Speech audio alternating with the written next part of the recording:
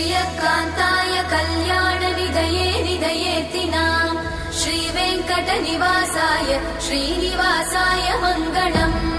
लक्ष्मी सविभ्रमालोक सुभ्रूविभ्रमचक्षुषे चक्षुषे सर्वलोकानां वेङ्कटेशाय मङ्गलम् श्रीवेङ्कटाद्रिशृङ्गाग्रमङ्गलाभरणाङ्गये मङ्गलानां निवासाय श्रीनिवासाय मङ्गलम्